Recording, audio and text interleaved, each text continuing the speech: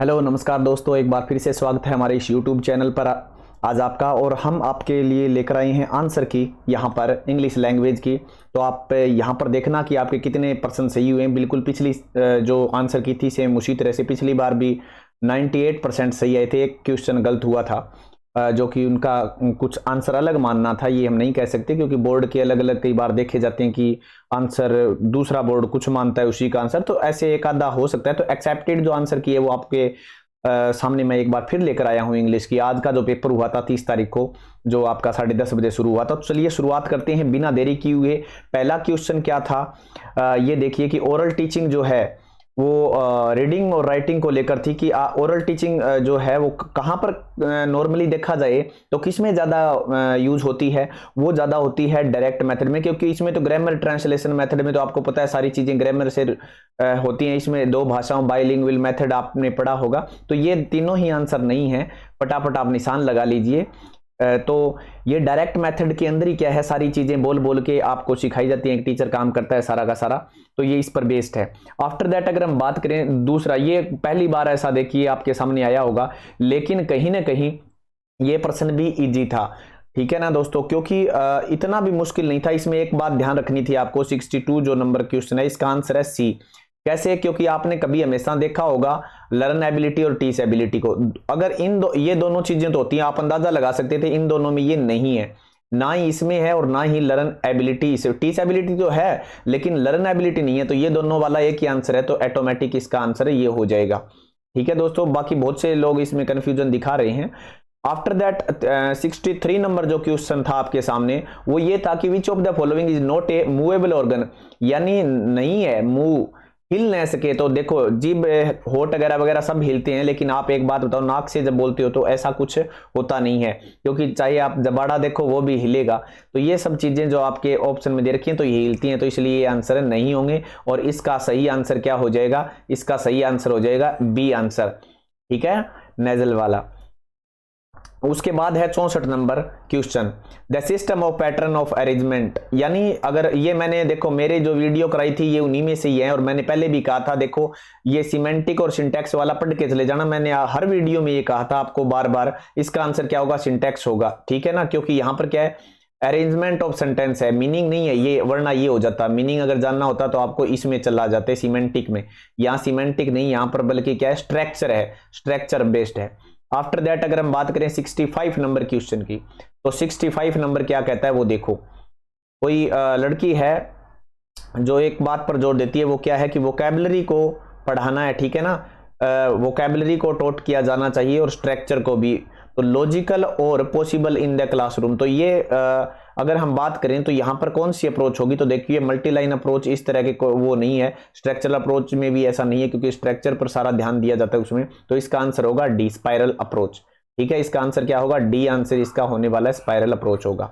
ठीक है ना, तो ध्यान रखें वोकैबुलरी और स्ट्रक्चर से रिलेटेड। हाँ, स्ट्रक्चर अप्रोच में ऐसा आपने देखा होगा वोकैबुलरी, लेकिन वहां 3000 वर्ड ऐसे मैंने बताए भी थे, वो हैं अलग, वो अलग चीज है। यहाँ पर इतना बात ध्यान रखिए आप, इसमें ज्यादातर फोकस स्ट्रक्चर पर ही होता है। उसके बाद वोकैबुलरी आप होती है लेकिन स्ट्रक्चर के बाद होती है, लेकिन इस तरह से नहीं। ये स्पाइरल अप्रोच का हिस्सा है। कंफ्यूजन वाला थोड़ा सा सवाल हो सकता था आपके लिए। अगर दूसरी बात अगर हम बात करें यहां पर कि एक नेक्स्ट क्वेश्चन था, the block of English vocabulary item can be. अगर वोकैबुलरी पढ़ानी है, सीधा सा हिसाब है, तो आपको किस तरह से बांटना होगा उनको। तो देखिए इसमें क्या है, distributive word, action word, substitute word, इस तरह के नाम दे रखे हैं, कॉन्टेक्स्ट वर्ड।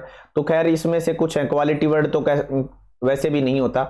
तो इसको अगर आप देखा जाओगे इसके अंदर जो 66 नंबर क्वेश्चन था, तो इसका आंसर आपको करना था ए आंसर, बिल्कुल सही होगा। फंक्शन वर्ड होते हैं, फंक्शन का जैसे फंक्शन वर्ड पिछले पेपर में आया था, एडजेक्टिव होता है। ठीक है ना, एक्शन वर्ड तो आप क्रिया वाली पढ़ते हैं, सब्स्टिट्यूट पढ़ते हो आप, सिनोनिम वगैरह वगैरह, कंटेंट वर्ड वगैरह वगैरह, ये सब आप चीजें पढ़ते हो, तो ये होते हैं, इसलिए ये आंसर इसका सही होगा। ठीक है ना, तो ये आपका ये आंसर हो जाएगा।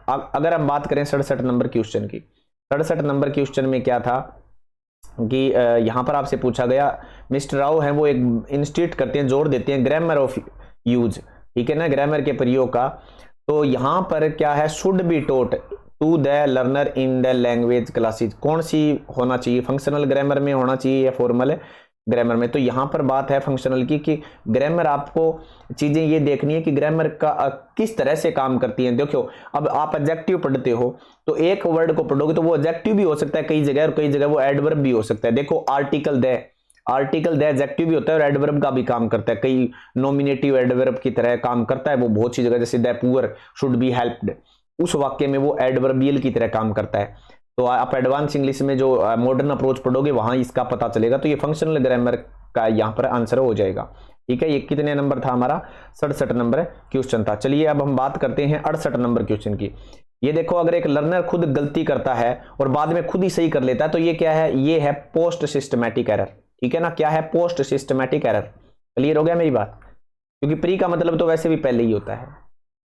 अगर हम बात करें 69 नंबर क्वेश्चन की, क्या करें 69 नंबर क्वेश्चन की कि कौन सी रणनीति है जिसके तहत क्या करना है? Processing does the listener use, जो सुनने वाला है वो यूज करता है when he depends on the received information to understand the meaning. ठीक है, तो इसका आंसर होगा बॉटम अप प्रोसेसिंग। क्या होगा? बॉटम अप प्रोसेसिंग, यानी 69 का है वो ए आंसर रहेगा। अगर हम बात करें we talk about 70 number question की, तो क्या है? मल्टी लैंग्वेज किस काम आती है भाई? एक बात बताओ, मल्टी लैंग्वेज किस काम आती है? तो इसके अंदर क्या है, आप अलग अलग जो है अपने ग्रुप्स, उसमें हम कहने का मतलब दूसरों के साथ कम्युनिकेशन बढ़िया से कर सके, चाहे वो कोई भी क्यों ना हो। तो यहाँ पर इसका आंसर क्या होगा? सी आंसर होगा, to enable the learner to interact with a cross section of people. क्योंकि हो सकता है वो कोई भी आदमी आपके सामने आ सकता है किसी भी तरह का, अलग अलग भाषाओं के, तो इस कारण ये काम आती है। जैसे कि अंग्रेजी हम पढ़ते ही है, अब ऑस्ट्रेलिया में जाओ, अमेरिका में जाओ, अंग्रेजी तो आप पढ़ ही लोगे ना। तो वो वहाँ ये थोड़ी एक ही जाति धर्म के लोग हैं, वहाँ अलग अलग टाइप के, अलग अलग कल्चर के लोग आपको मिल जाएंगे। अगर हम बात करें in which of the following language is consider cognitive whole, हाँ इसके अंदर क्या है? Where context is important and meaning is more important. देखो क्या लिख रखा है? कॉन्टेक्स्ट, और उसके बाद क्या लिखा? मीनिंग उससे भी ज्यादा इंपॉर्टेंट है। तो यहां पर आपको 71 नंबर क्वेश्चन में आप क्या करके आए होंगे? आप कम्युनिकेटिव अप्रोच टेस्टिंग करके आए हैं। तो ये कहीं ना कहीं हाँ आपके कंफ्यूजन हो सकती है ज्यादातर ये, लेकिन मैं इसको वरीयता दूंगा सी नंबर को, क्योंकि इसके अंदर क्या है? मीनिंग इज मोर इंपॉर्टेंट है। ये बात ध्यान रखिए इंटीग्रेटेड टेस्टिंग में। तो इसके आधार पर मैं इसका फैसला करूंगा। देखिए हम एक्सेप्टेड आंसर की दे रहे हैं, कोई भगवान नहीं है हम भी, लेकिन फिर भी आप इसको, मेरा कहने का अभिप्राय, अगर आप ये करके आए हैं तो आपके चांस है 99% तो नहीं कह सकता, लेकिन 95%। अब मान लो 5% वो भी ऊपर वाला हो सकता है, क्योंकि हम इतनी डिटेल से वो नहीं पढ़ा कभी भी जीवन में। जैसे आप कहते हो ना इंटेंसिव और एक्सटेंसिव रीडिंग, एक पर्सन भी आया इससे रिलेटेड, तो इंटेंसिव रीडिंग नहीं की हुई है जीवन में, क्योंकि वो तो PhD करते हैं, उस तरह के टीचर करते हैं। तो यहां पर ये आंसर आपका होने वाला है हमारे अकॉर्डिंग। ठीक है, तो अगर आप ये करके हैं तो आप खुश रहिए और भरोसा भी रखिए, क्योंकि पिछली वीडियो में मैंने आपको इसी तरह की आंसर की दी थी। अब अगर इसकी बात करें तो ये क्या था? बिफोर प्लानिंग रिमीडियल टीचिंग, और रिमीडियल टीचिंग से ही पहले आ गया कोई बात। क्या करना है कि difference between student as actual behaviour, बच्चे की तो उसमें क्या गलती है क्या नहीं है, तो इससे पहले क्या करते हो? डायग्नोस्टिक टेस्ट लेते हो ना, अचीवमेंट टेस्ट तो लास्ट में होता है। अगर हम बात करें 73 नंबर का कि what should be done to test the ability for natural communication in real life situation, तो यहां पर क्या होगा? रियल लाइफ सिचुएशन से कोई चीज तो वो तो रोल प्ले की जाती है। ठीक है ना।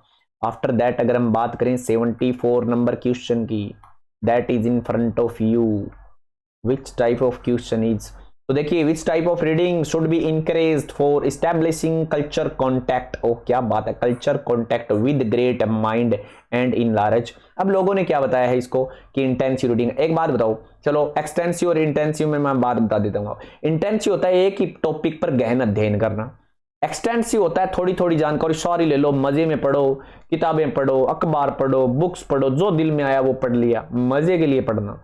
तो उसमें नॉलेज कहाँ होगा? आप बहुत तो एक मतलब बहुत बड़ा लेवल हो जाएगा ना आपका नॉलेज का। तो यहां पर देखिए बहुत से ये आंसर की दिखा रहे हैं, बट मैं इसे वरीयता दूंगा सेकंड नंबर को, क्योंकि एक्सटेंसिव रीडिंग के अंदर क्या है? आपको हर तरह की, चाहे वो किसी भी तरह के कल्चर से जुड़ी हुई हो, तो आपको उसका नॉलेज होता है। इंटेंसिव रीडिंग में एक निश्चित टॉपिक से रिलेटेड आप अब सारे कल्चर का नहीं नॉलेज उठा सकते। ठीक है ना, हर चीज से जुड़ी नहीं।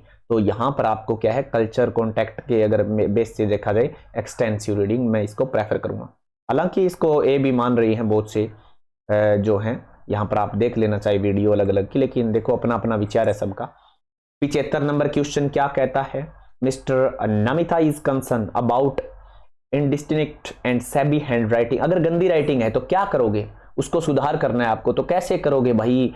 अरे कोई चीज है वो बार बार कॉपी पेस्ट करो, लिखो, बार बार एक ही चीज को कॉपी करो, फिर लिखो, फिर करो, तो इसी को क्या कहते हैं? सी आंसर कहते हैं, यूज ट्रांसक्रिप्शंस बॉक्स। क्लियर हो गया?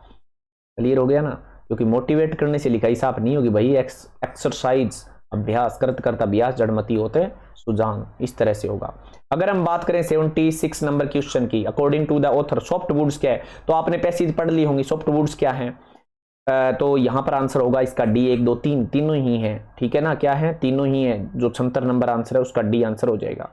अगर तंत्र की बात करें तो इसका आंसर होगा, अब ये देखो सॉफ्टवुड है वो जलती हैं, कैसे जलती हैं? ऐसे जलती हैं, क्विकली जलती हैं। तो जलना एक वर्ब है, नए आए उसके लास्ट में वो एक वर्ब होती है, जलना।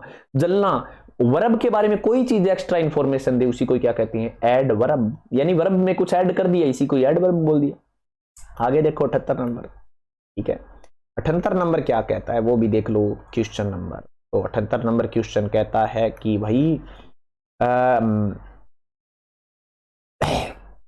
मार्गरी लिव्स इन, ये क्या थोड़ा साफ नहीं दिखाई दे रहा, man where they have long cold winter night she wants to make a fire that will not burn out easily. इस अच्छा ठीक है, ये पैसेज वाला था, तो इसका आंसर क्या होगा? मैं वैसे ग्रामर के तौर पे पढ़ने लग गया इसको, तो इसका आंसर ओक, वालनट, और इसमें हाँ एक बात ध्यान रख लेना, इसमें ये तीनों ही आंसर होंगे, ठीक है। ये जिसने भी किया है सही, ये बिल्कुल सही किया, जिसका भी पेपर है, मेरा तो खैर नहीं है, मैंने किसी से लिया है, तो जिन्होंने भी किया है ये बिल्कुल सही है, इसका डी आंसर होगा 78 नंबर का। अगर हम बात करें 79 नंबर क्वेश्चन की, तो 79 नंबर क्वेश्चन के अंदर क्या है? इसका भी ड्रॉबैक, नेगेटिव और यहाँ पर लॉसेज, ये तीनों जो हैं ये बातें होनी हैं, ठीक है। क्लियर है? आप पैसेज पढ़ लें आराम से। अगर बात करें 80 नंबर क्वेश्चन की, तो यहाँ पर क्या है? 80 नंबर क्वेश्चन का जो है उसका आंसर था सी, ठीक है ना? क्या था? सी आंसर था, गिव ए रीजन। यहाँ पर क्या लिख रखा है देखो, this ensure that the wood is completely dry, give a reason, तो इसका सी आंसर रहेगा। 81 नंबर पढ़ोगे तब पता चल जाएगा, मैं आपको आंसर बता रहा हूं, आप फटाफट मिला लीजिए और बेफिक्र रहिए, फिर आपका पेपर क्लियर हो जाएगा, ऐसी उम्मीद करता हूं मैं। कंसिडर करना, अगला प्रश्न आया, ये इस तरह वाले तो बताने के लिए होते हैं, कंसिडर करो, सोच विचार करो, ठीक है। तो इसका क्या हो जाएगा? थिंक केयरफुली अबाउट, किसी चीज के बारे में सोच विचार करो, ठीक है ना। उसके बाद अगर हम बात करें 82 नंबर की, which word in the paragraph is antonym of green horn. तो देखो इसको क्या कहते हैं? ग्रीन हॉर्न को इन एक्सपीरियंस मैन, जिसको वो किसी को ही मतलब धोखा दे दो फटाफट, जब दिल आया किसी को मतलब धोखा देके चले गए, कोई भी आया उसको बुला दिया बेचारे को, तो क्या है? ग्रीन हॉर्न उसके लिए यूज होता है। तो यहाँ पर एक्सपीरियंस उल्टा है, अनुभवी, यहाँ क्या हो जाएगा? उल्टा। अब अगर हम बात करें नेक्स्ट क्वेश्चन की, 83 नंबर क्वेश्चन, चलिए देखते हैं क्या है। 83 नंबर क्वेश्चन में पूछा कैप्टिवेटेड क्या होता है? क्या होता है कैप्टिवेटेड? ये नंबर पूछा है आपको। कैप्टिवेटेड वैसे क्या होता है? मोह भंग, ठीक है ना? मोह लेना, कोई चीज करना, मोह भंग नहीं, मोह लेना। तो मोह लेना का मतलब यहाँ भी बढ़िया हो गया, फैसिनेटेड, ठीक है, प्रभावित कर देना। 84 नंबर में देखो क्या है, 84 में तो which best describe what the act of stopping for flowers on the side of the highway become for Mary. तो इसका होगा ए रिचुअल। क्या होगा? ए रिचुअल होता है अनुष्ठान, कोई संस्कार करते हैं हम धार्मिक वगैरह वगैरह, उस तरह से शब्द यूज होता है।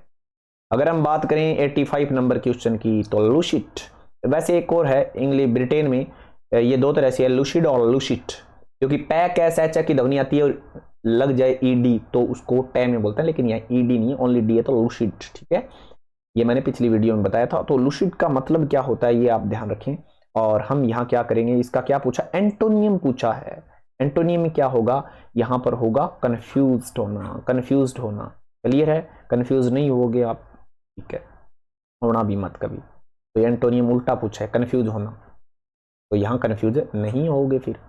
उसके बाद अगर हम बात करें what do the follower come to signify for Mary, तो यहाँ पर होगा a final chance to contact with her grand mother, ठीक है।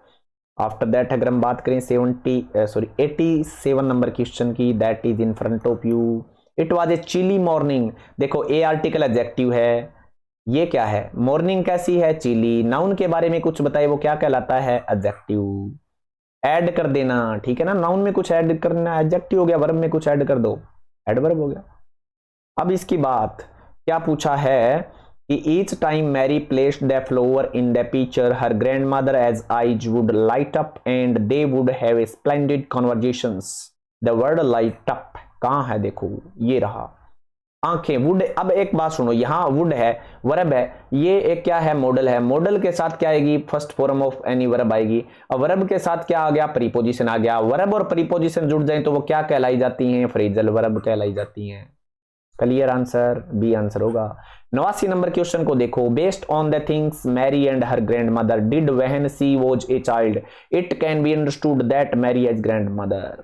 यहां पर क्या होगा, सी आंसर होगा, इंजॉयड स्पेंडिंग टाइम आउटडोर्स। अगर हम बात करें 90 नंबर क्वेश्चन की, as used in paragraph I which is the best antonym of Detroit.